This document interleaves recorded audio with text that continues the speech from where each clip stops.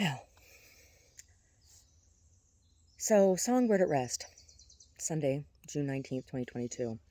This book and the other novels that I wrote, the novel or the vignettes of men, the portraits of men that I wrote, those I wrote out longhand in composition notebooks. All of these were typed on a computer. And typing on a computer is different than typing on a typewriter and is different than writing longhand. And I think if I write another novel, that I will write it longhand. I do prefer that. I do prefer that process. I think it's also harder to steal, right? Anyway, Songbird at Rest, an original work of fiction by me, Larissa Dahroug. Chapter 5. Made a mistake, kissed a snake.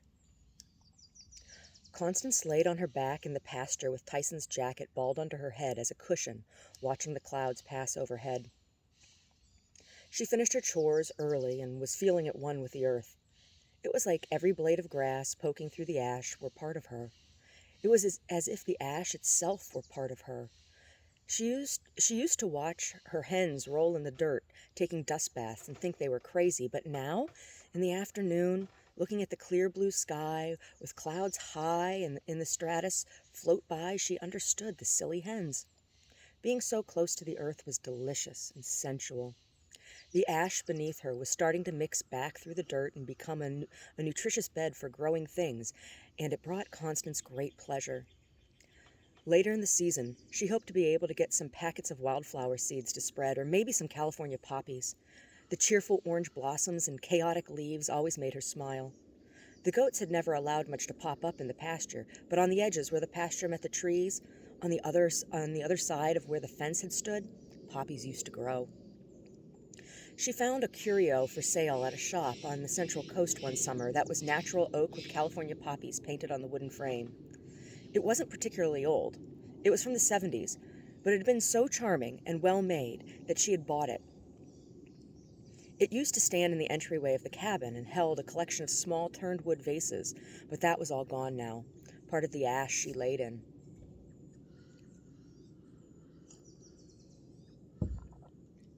Constance laid in the afternoon sun for what felt like an eternity, and it struck her once more that she had not seen or heard a single bird, nor had she felt any insects about her. Nor had she felt any insects about her ankles, wrist, or neck. Not even a fly buzzed by. She was starting to wonder if maybe things were toxic. The blue of the sky and the high stratus clouds felt somehow sterile all of a sudden. Maybe the fire had left the land sterile as well.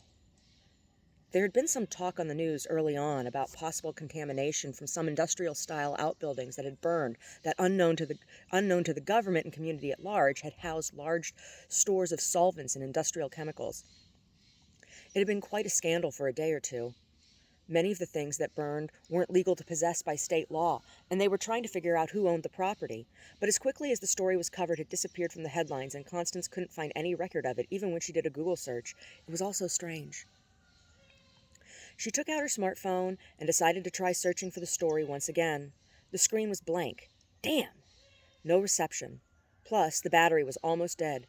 She'd have to remember to plug it in to charge in the cab of the truck later. She stuffed the phone back in her pocket and hoisted herself to sitting and then standing. The pink of her t-shirt felt too bright against the landscape.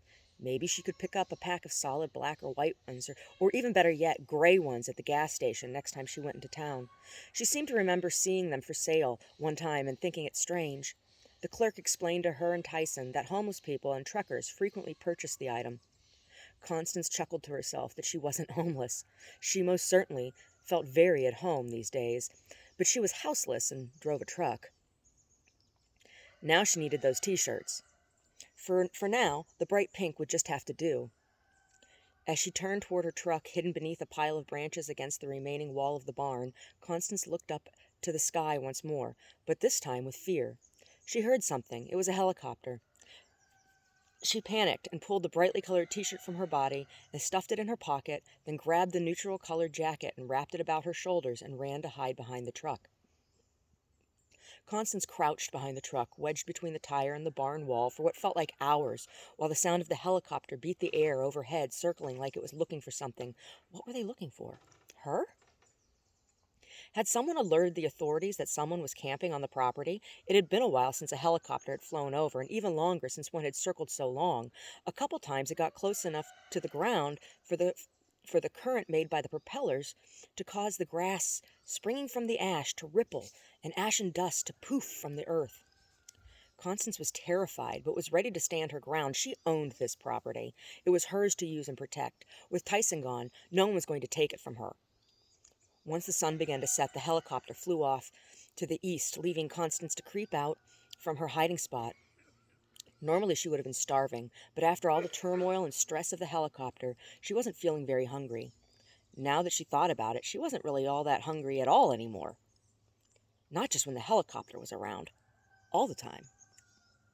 Sometimes she only ate some food because she felt like she should eat something, not because she wanted it or felt hungry.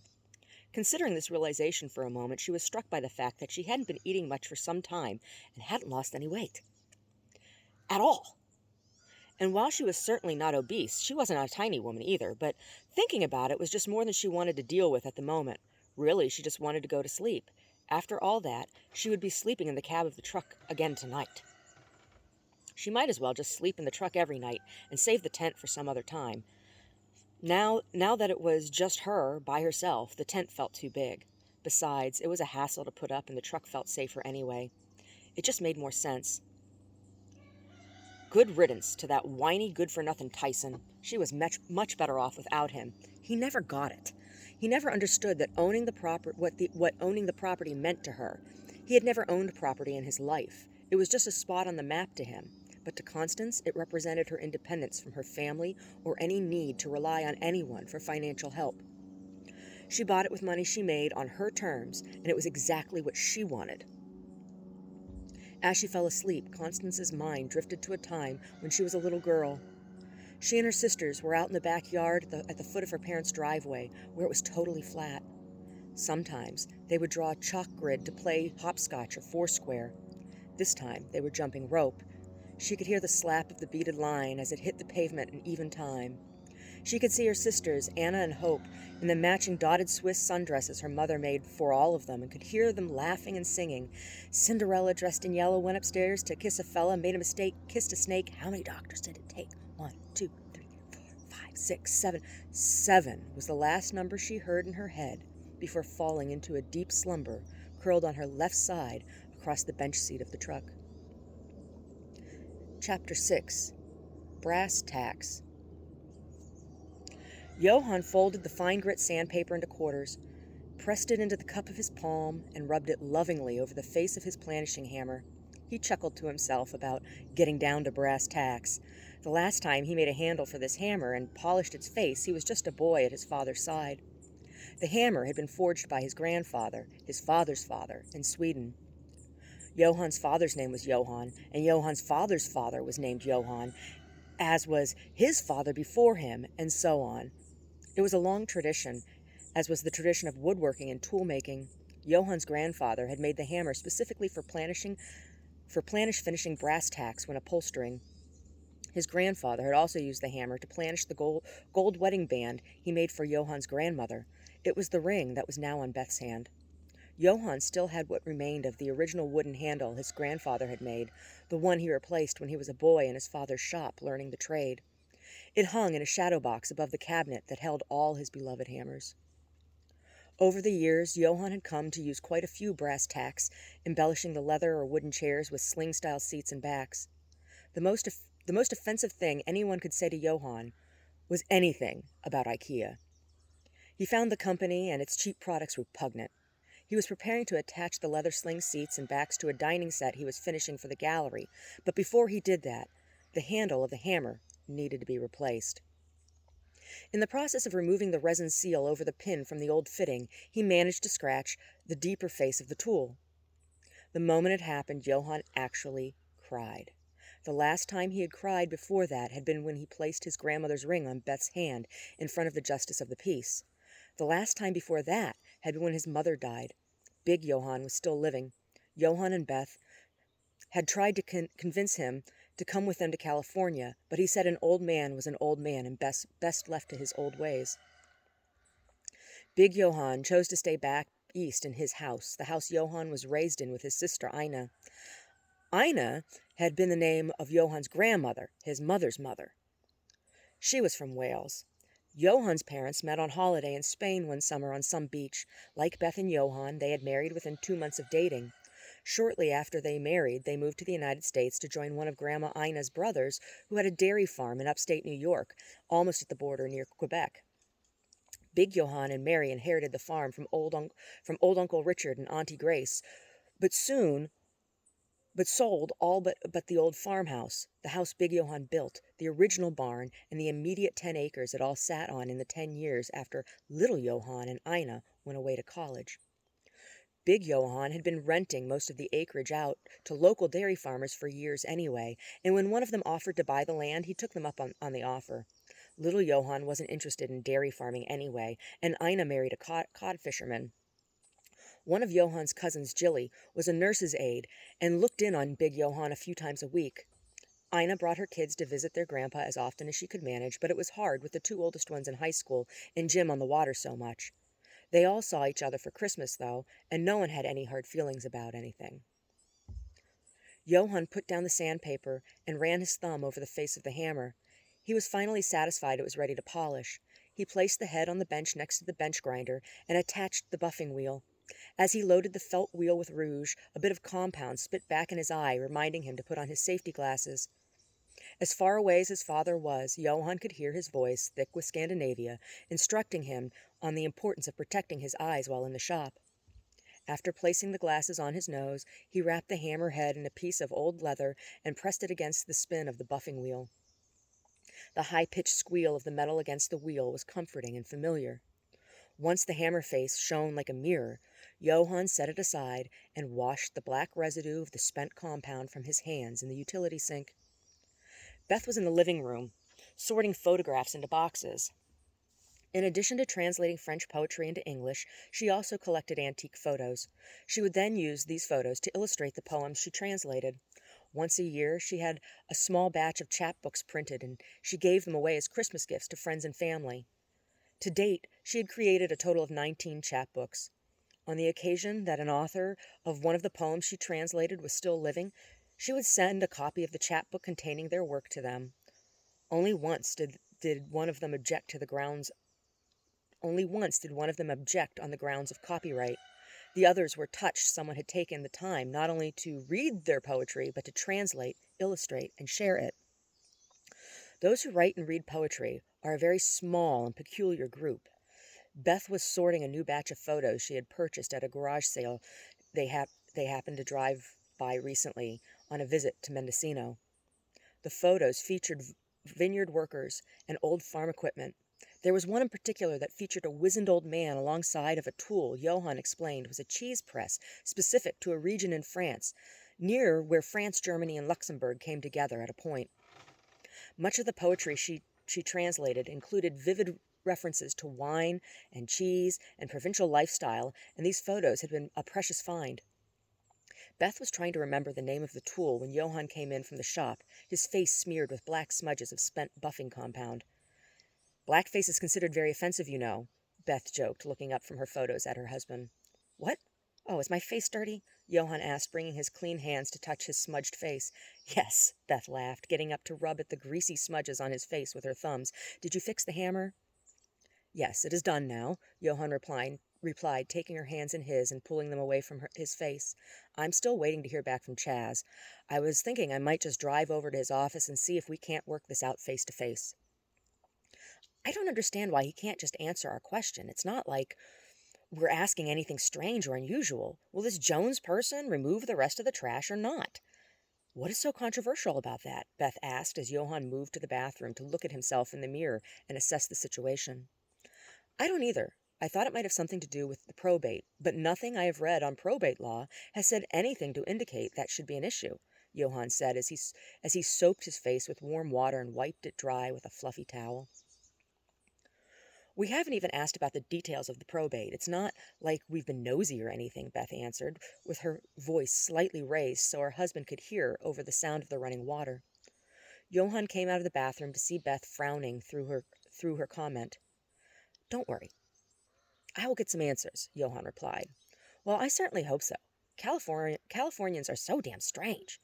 Yes, they are, but evidently this Jones fella is from South Carolina. Bill called me back earlier this morning.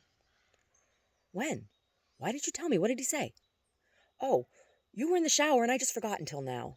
How could you forget? What did he say? Beth was frowning again, and Johann felt bad. He'd been so focused on getting the hammer finished and that he hadn't even thought to tell Beth about Bill's call.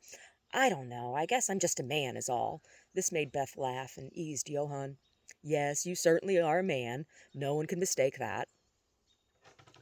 Johann pulled his keys from his pocket and looked at them, searching out the keys to his Lexus. He said his full name is Tyson Maurice Jones. He's 47 and lives in and is from South Carolina. The property's in probate because the woman who owned it is presumed dead and he is the legal heir. Presumed dead? Beth asked, her voice full of concern. Yeah, presumed.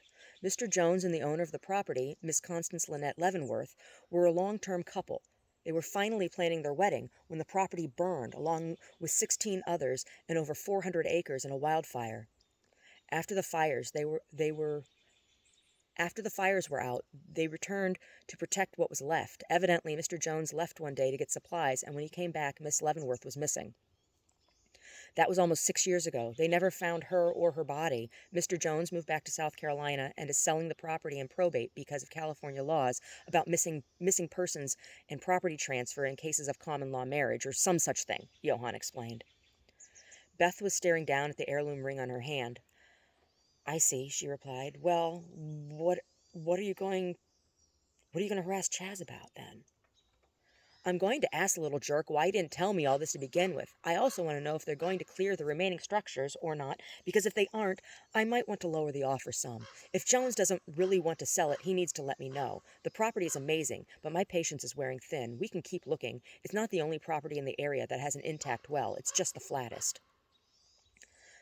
I see. Well, be careful. Something about Chaz makes me nervous, Beth said as Johann reached for the doorknob leading out to the driveway where his car was parked. Oh, he's just gay and trying to not appear gay. That's what makes you nervous. What? He's gay? Are you sure?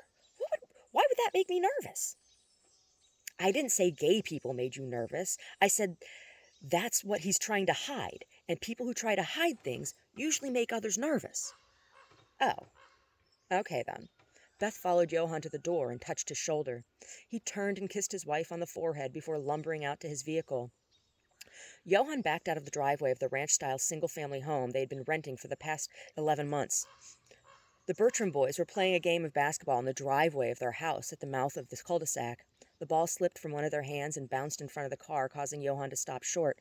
Sorry, Mr. Headland, the youngest of the four called. Johann rolled down his window. It's okay, these things happen. Johann tried to always be pleasant to young people when he observed them engaged in activities that were healthy or otherwise productive.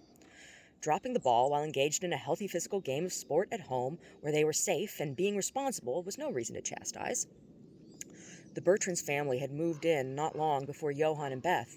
Marvin had been transferred to California from the Detroit area and had told Johann one afternoon that his boys were having trouble fitting in with the local kids. The four Bertrand boys pretty much stuck together, played together, and went out and about together. Marvin said he and his wife had raised their children to be respectful of elders and required they address people as Mr., Mrs., and Ms., or ma'am and sir. He said many folks had taken offense to this in the area. Johann told him that was their problem if they couldn't respect themselves, and that they were happy to be addressed as Mr. and Mrs. Headland. Marvin explained to Johann that he and his wife Sandy had both been born and raised in downtown Detroit, but their parents had moved their respective families to the suburbs with the white families during white flight because they were middle-class professionals and knew it was only a matter of time before poor black folks started stealing from better-off black folks. He said his father had worked too hard in the Ford factory assembling assembling engine blocks to purchase their home, send he and his sister to private school, and earn his retirement, to have ignorant folks beat his children down. Marvin worked for some small company selling rubber gaskets for industrial compressors for weapons manufacture and research. Sandy worked part-time as a dental hygienist. All four boys were kind, well-groomed, and polite whenever Johann or Beth had the chance to interact with them. The oldest boy had even helped Beth carry in the groceries the time she had had a brace on her ankle because of a bad sprain. She had offered him a $10 tip for his trouble, but he declined, saying his mama would not approve of him being paid for doing the right thing. Doing the right thing was reward in and of itself.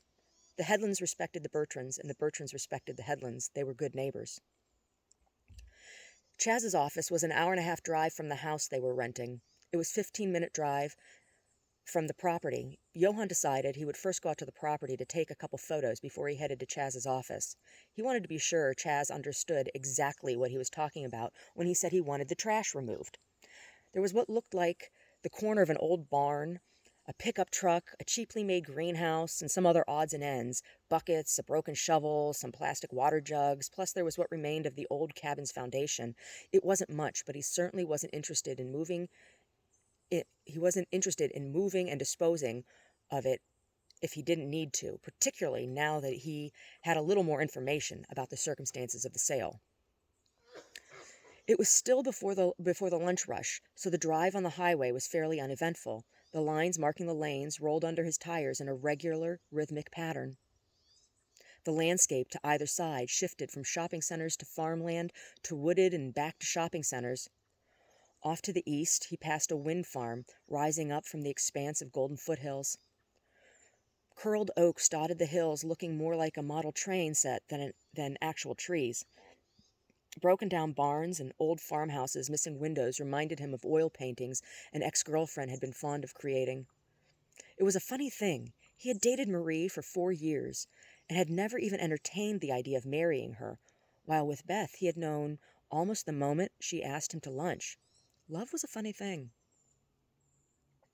When Johann pulled into town, it was lunchtime and he was hungry. He had only had some toast and jam with his coffee earlier, and that had been around 6 a.m. The town wasn't very big. Only 2 stoplights and 3 streets made up the downtown area. There was a small plaza with a laundromat, tobacconist, and diner. That would do. He pulled his Lexus into a spot between an old VW minibus and a fairly new Honda Ridgeline.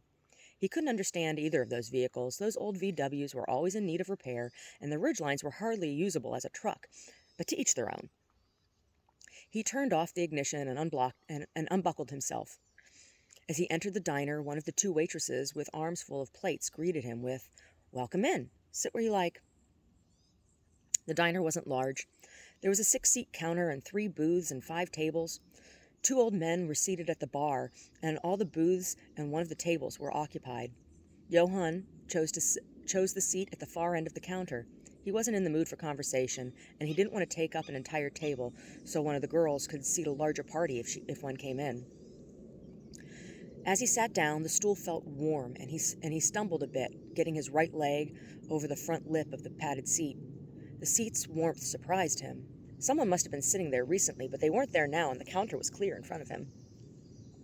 After placing the plates in her arms in front of the patrons at one of the booths, the waitress, with short bleach-blonde hair and heavy eyeliner, appeared before him with a large laminated single-fold menu and an empty coffee cup. She sat them down on the counter in front of Johann. "Breakfast all day, specials are on the board, all the pies are homemade. Coffee?"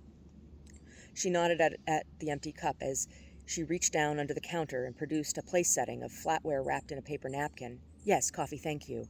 The waitress nodded and walked away towards the coffee pots. Johann picked up the menu and looked over the local offerings.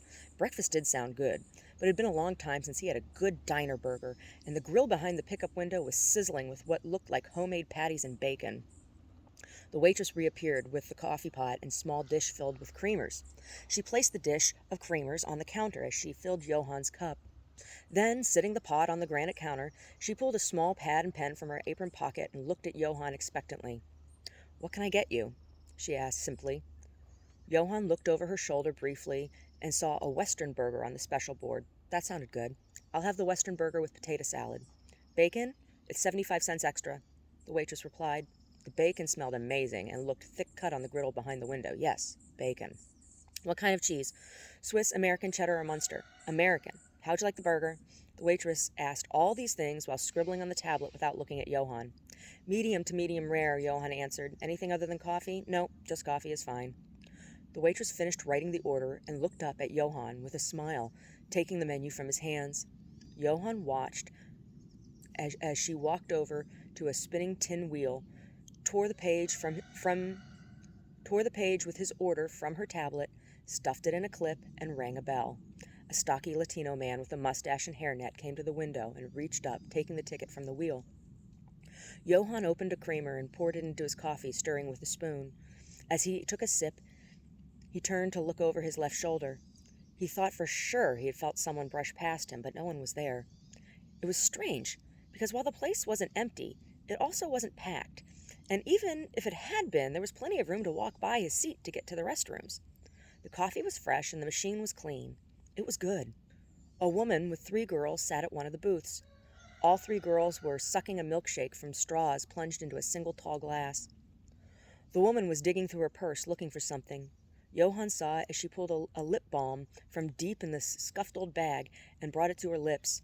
After she coated top and bottom lip, she looked over at Johann and winked, biting her bottom lip just so slightly. Johann grimaced and looked away uncomfortably.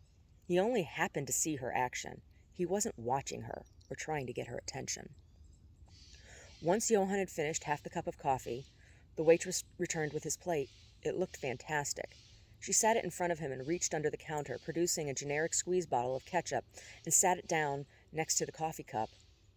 She walked away quickly, returning with the coffee pot, and filled his cup before he could tell her not to do so.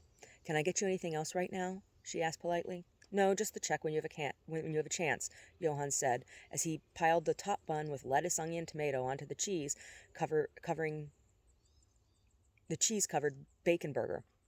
He wasn't sure what made this Western. It looked like a regular old bacon cheeseburger to him. "Okay," the waitress said as she pulled a carbon copy of his order ticket from her pad and placed it face down on the counter next to the dish of creamers and walked away. Johann took a bite and figured out why it was a Western burger. The patty had chilies mixed through, and it was actually a little spicy. He hadn't been expecting that, but it was good. He finished his burger and potato salad and picked up the ticket. $8.78. Huh. That was serendipitous.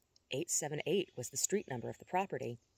He took a $10 bill out of his wallet, but when he went to place it under the ticket and now empty cup of coffee, the fork he had used seemingly slid off the counter at him, smearing potato salad on his gray work pants.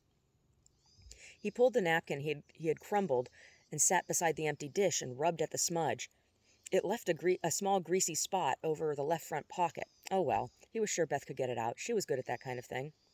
As Johann walked towards the door, he made eye contact with the waitress and pointed back to the counter where he had left his payment. She smiled and nodded, arms full of dirty dishes.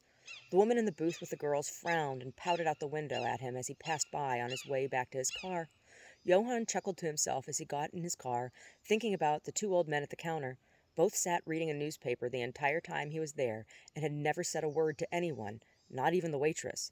He thought of his father and his belief that old men were best left to their old ways. He was right. Both of the old-timers at the diner looked to be old farmers of some kind. One was wearing overalls, and the other green work pants with suspenders, like the ones his own father favored. One wore a trucker-style ball cap with some farm logo on the front and sweat stains all around. The other's head was bare, not even any hair. Both scowled and squinted as they read the small print of the paper in front of them. Johann figured they knew each other well and wondered if they were friends or rivals. Either could be the case with such old men. Either they were old friends who didn't need to talk, or they were old rivals, and the only ones left of their generation, so they sat in silence, tolerating each other out of habit and necessity.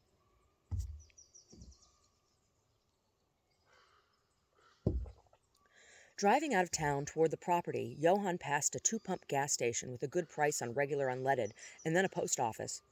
He would remember the gas station and stop there on his way back into town to visit Chaz's office.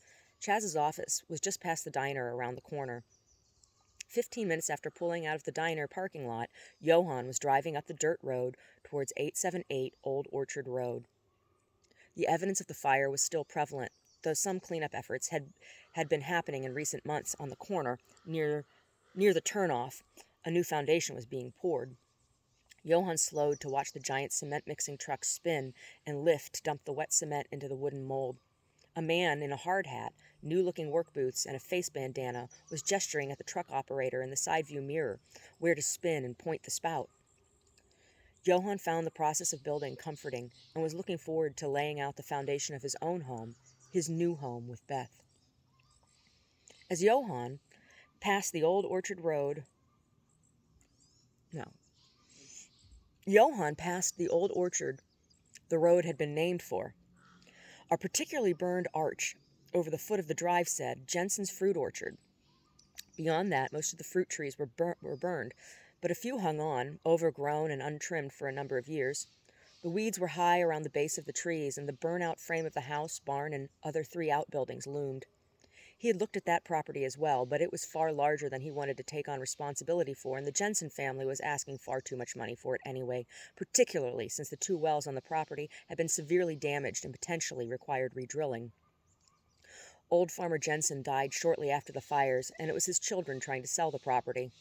None of them had learned to take on the family business and had no idea what things were actually worth. All they were interested in was cashing out and splitting up their inheritance. He had spoken with the oldest son, a man not much younger than himself, once for only 10 minutes or so. It was long enough for him to know he wasn't interested in doing business with them. Finally, Johann was pulling into the gravel driveway of 878. To his surprise, Chaz's Prius was there, and Chaz was out in a far corner looking at something. Johann parked his Lexus next to the banged-up Prius and trod, hands in pockets, toward Chaz. As he approached, Chaz turned, startled at the sound of footsteps. "Oh, Johann, it's you!" Chaz exclaimed, both relieved and unnerved at the same time. Chaz moved his body, placing himself between Johann and something just out of Johann's sight. "Yes, Chaz, I've been waiting on your call. I have left 3 messages," Johann stated matter-of-factly. "Really? 3? I'll have to talk to Abby about that," Chaz chuckled nervously. Abby was Chaz's half-assed secretary. It could go either way. Johann could believe Chaz was ignoring his calls, as well as he could believe Abby hadn't told him about them. "Yes, 3. My wife and I want to know if Mr. Jones is willing to remove all the trash as a condition of sale." Johann removed his right hand from his pants pocket and gestured in a round motion at the surrounding property. "But first I want to know why we weren't told about the circumstances of this property." Johann slightly pursed his lips and raised the translucent eyebrows that sat above his ice-colored eyes. Chaz was visibly uncomfortable and shifted his weight between his feet. "The circumstances? I told you this was a probate sale," he offered. Yes, I know. But we assumed that was because of differences between siblings or some such mundane family drama, not because the owner was presumed dead," Johann said bluntly, emphasizing the word presumed. Chaz began to walk toward Johann, both of his hands raised in a halt-like expression, pushing Johann back without actually laying hands on him. "Mr. Hedlund, why don't we go back to my office and discuss this further?" Chaz said, his head tipped slightly to one side in an imploring kind of way. Johann laughed a short, ironic tone. "Yes, why don't we do that?" Johann then turned, hands in pockets, back towards his car, followed in quick step by Chaz. Chapter 7. The other end of the counter. Constance woke with a start. She thought she heard something outside the truck. She did. Sitting up, she peered through the windshield between the branches obscuring the vehicle. It was those 2 stoner boys again, damn it! They were at the foot of the pasture where the gate had once stood near the well house, laughing and kicking at something on the ground while siphoning what was left of the gas in the generator into a milk jug. She ran her tongue over her teeth and scraped them with her thumbnail before throwing open the door, sending some of the branches tumbling. She pulled the flare gun from the dashboard as she slipped out of the truck and ran toward the boys, who were now standing stock still with looks of shock and fear. The jug with the gasoline was on its side, contents spilling onto the ground. This made Constance even more angry as she made her way toward the idiot teens. Thank God the water in the well was encased beneath 300 feet of rock. The little bit of gas shouldn't be a contamination issue, but still. It was totally inconsiderate and irresponsible behavior. She held the flare gun out in front of her in her right hand. She stopped 10 feet or so from where the boys stood, still frozen in place, shaking slightly. For a moment, she said nothing, just stared at them as the older-looking of the two wet himself. "What the hell do you think you're doing?" she finally asked them flatly. The one with the dry pants answered, we, he stammered, "Yes, yes. Your buddy there, weed himself. I can see that much." Constance replied, still holding the flare gun on them like a pistol. "We're real sorry," the boy finally managed. Then, in some sudden rush of bravery, the two turned and ran down the street, leaving the siphon and the jug behind. Constance removed the siphon from the tank and checked the fuel level. They had emptied it. Well, she still had the jerry can in the truck, but damn it, every drop of gas counted these days. In frustration, Constance threw the siphon as far as she could from the well and picked up the jug. It still had a couple inches of gas in the bottom. She poured the remaining gas back into the generator and replaced the cap before turning towards her truck. "That's it," she screamed at the ground. She was going into town to get some fucking answers. No birds, no bugs, no animals of any kind, and just helicopters and these two little fucks of human beings around. What the hell was going on? Certainly, there must be something in a newspaper or somewhere. Those two old farmers that always seemed to be at the diner must know something. She knew how old men were, particularly old farmers. They were experts on such things. Constance hopped in the truck and dug around for the keys. She stuck them in the ignition and threw the truck into gear without bothering to remove any of the branches. The truck burst out of the branches, tossing them left and right, breaking some and crunching under the tires. She peeled out of the driveway and down the road, a thick trail of ash and dust in her wake. When she got into town and pulled into the parking lot, she didn't even bother to look at the lines. She scraped the side of an old VW bus. She was parked so close she had to get out on the passenger side. As she stepped down from her running board, she caught a glimpse of herself reflected in the clean, shiny window of a Honda Ridgeline. No wonder the boys looked so frightened. She was a mess. Her hair was matted in a strange way, kind of like a halo. And when did she get that awful bruise on the side of her face? She attempted to run her fingers through her matted hair and smooth it down some. It didn't make much difference. She wasn't going to be able to do anything about the bruise. Funny, though, it didn't hurt. Constance burst through the front door of the diner. The two old-timers were in their regular spots with the papers spread out on the counter next to them, coffee cups in hand. Finished plates of country fried steak and liver and onions off to the side. "Can someone please tell me what the hell is going on around here?" Constance screamed. The old-timer seated closest to the door looked up briefly, but only long enough to see the front door shut softly on its hydraulic hinges. Other than that, no one paid Constance any mind. The waitresses went about their business, and customers at tables chatted as though nothing were out of the ordinary. "Hey, where are all the birds? Where are all the bugs? Where are all the animals? Have you seen the helicopters? Are we having an environmental crisis or something?" Constance implored the room. No one paid her any mind. The old-timer, who had briefly looked up, licked his middle finger, turned the page of his paper, and took a loud, slurping sip of coffee. Constance shook her head in disbelief. "I can't believe you people," she said, and grabbed a section of the paper one of the old-timers had discarded on the seat next to him as she made her way to her regular seat at the far end of the counter, and glared at the waitress. "Hey, are one of you brats going to pour me some coffee or what?" she said in the direction of the younger of the two, her ponytail swinging back and forth. They looked like they were probably sisters, one a couple years older than the other. The resemblance was strong. The older one had short hair, and the younger's was long, pulled back in a ponytail. Neither responded in any way. As she always did, Constance finally got up to get herself a cup of coffee. As she stood, a stranger came in the door, a tall, broad man with translucent blonde hair and eyes the color of ice. The older waitress addressed him as she entered. "Welcome in. Sit where you like," she said to the strange man. "Oh, sure, you welcome him in, but I'm chopped liver. Seriously, I don't smell that bad, and you'd think one of you girls would have some compassion for a woman in my state." Constance pursed her lips and shook her fists at her sides as no one acknowledged her, and the man actually walked towards her seat at the counter. She couldn't believe it. No one said a word, not even the old-timers at the other end of the counter. She rushed back to the seat and tried to block him. "Buddy, I'm sitting here," she said to the side of his face. He stumbled a little, but with his size, he easily pushed past her and sat in the seat. Constance was ready to do something violent, but restrained herself. She continued over to the coffee station and poured herself a cup, then returned to the counter and stood directly behind the stranger, watching as the waitress walked up to him, gave him a menu, then poured him a cup of coffee. Constance was incredulous as she sat in a seat directly to the stranger's left. As she sat down, she brushed his shoulder in a passive-aggressive attempt to send a message.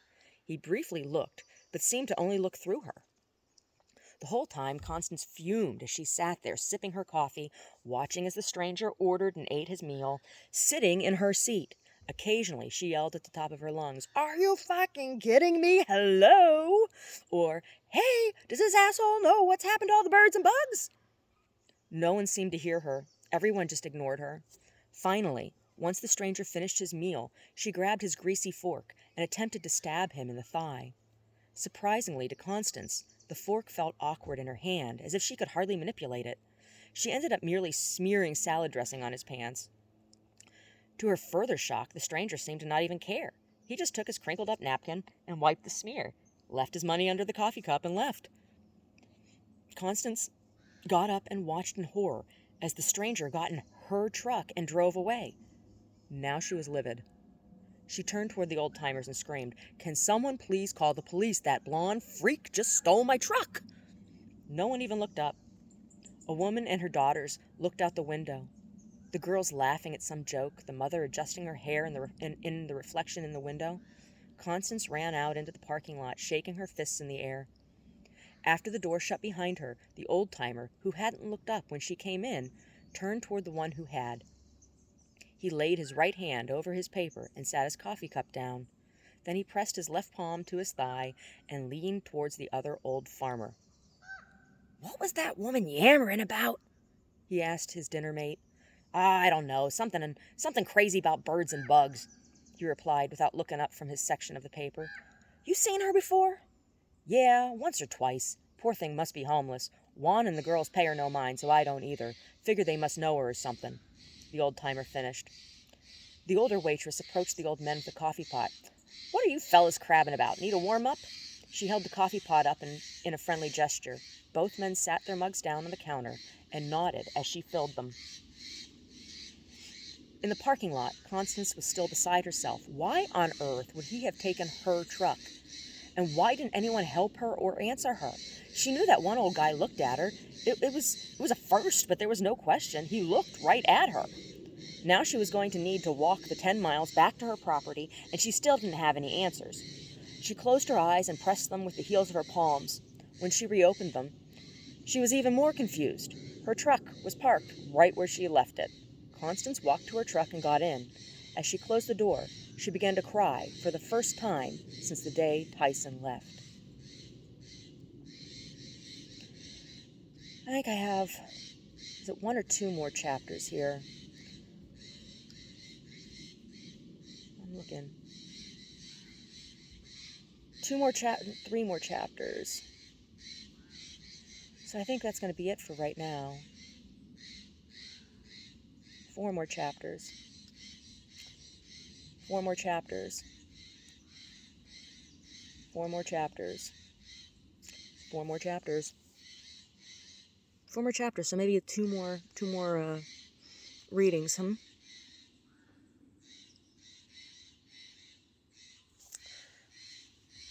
character of Constance is in many ways a commentary for me on the way middle-aged women are treated. Middle-aged, child-free women, as if we don't exist or as if we don't matter. As if anything that we create and make is up for grabs because we weren't smart enough or pretty enough to have been impregnated. Which, there's lots of reasons why people don't have children. But as a child-free woman, a middle-aged child-free woman, I feel like I don't matter at all. I feel like I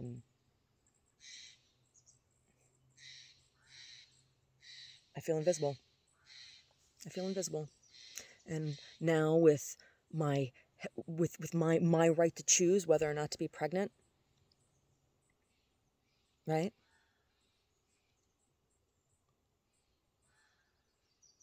Up for grabs in so many places. It's just, I feel even more isolated and even more resentful.